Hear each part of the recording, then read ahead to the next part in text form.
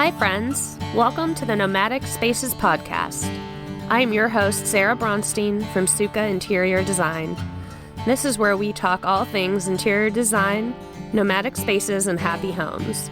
You'll learn interior design strategies to successfully transform your home into a beautiful and functional space that supports your unique lifestyle.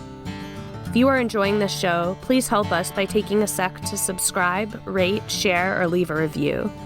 Thank you for your support and for listening. Now, let's get into today's show.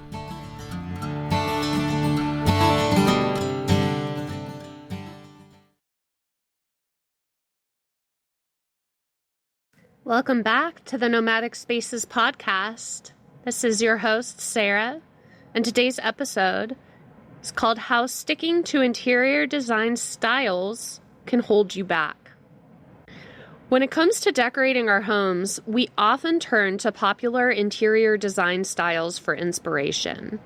There's no shortage of online quizzes and even professional interior designers that are desperate to put somebody's style in a box.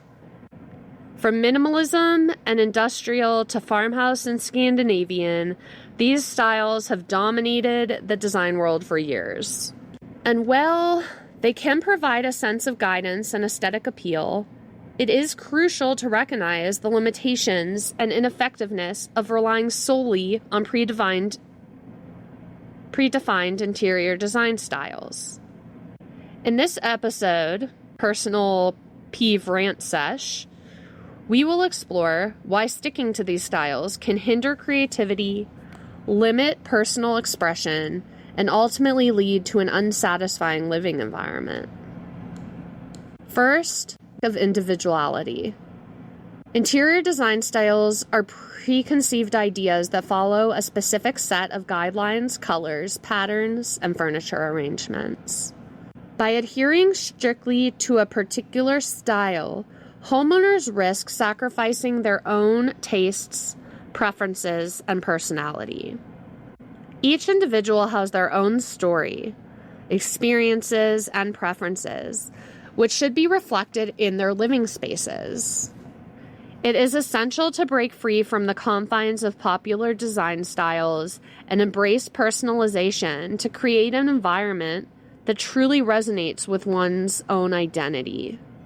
Sometimes it's easier to put ourselves in a pretty prepackaged box than to really go into ourselves and discover what we actually like, want, and need, and why, without external influences.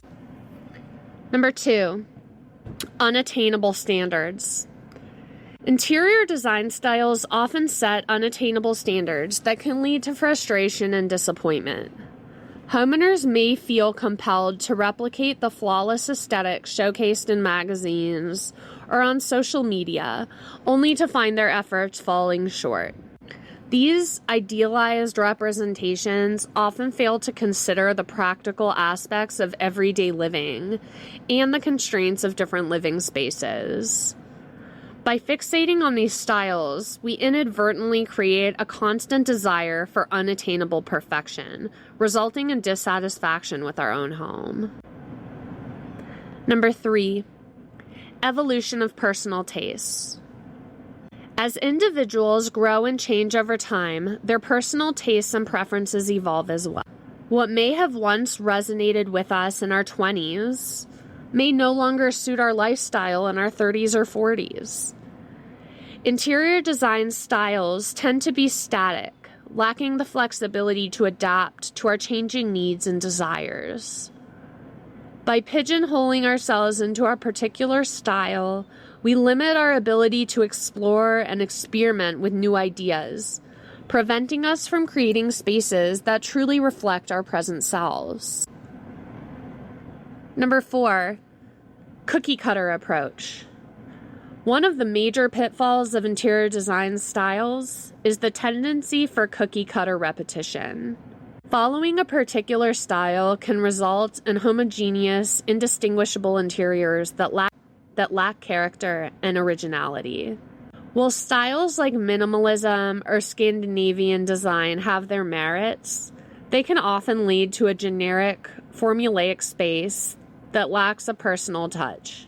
True creativity and self-expression flourish when we break away from established styles and embrace a more eclectic and personalized approach to interior design. Number 5, neglecting functionality. Tunnel vision on interior design styles often prioritize aesthetics over functionality, disregarding the practical aspects of daily life.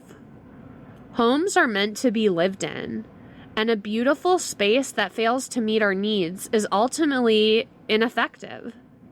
It is crucial to consider factors such as the layout, traffic flow, storage requirements, and lifestyle when designing a home. But adhering solely to predetermined styles, we may sacrifice functionality for the sake of visual appeal, leading to frustration and impractical living spaces.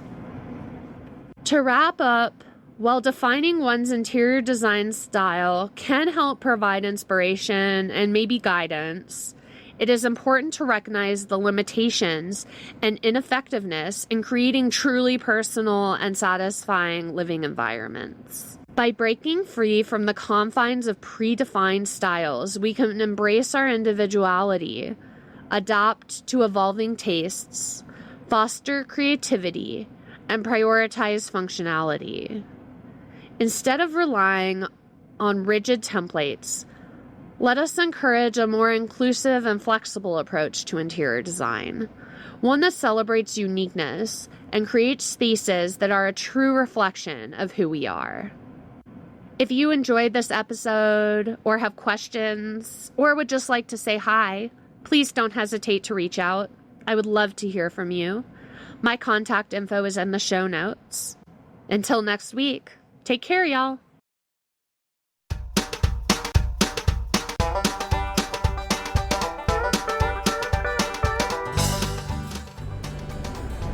Hey you! Thanks so much for listening. I want to make sure you know about some resources available to you totally free. First is the 5-step desk refresh guide. This is the perfect springboard before tackling larger spaces. Second is the Shop My Trailer source list. These are all the items I actually used in my own travel trailer tiny house renovation that I absolutely love. These are both linked in the show notes, so be sure to take advantage of these value-packed free downloads.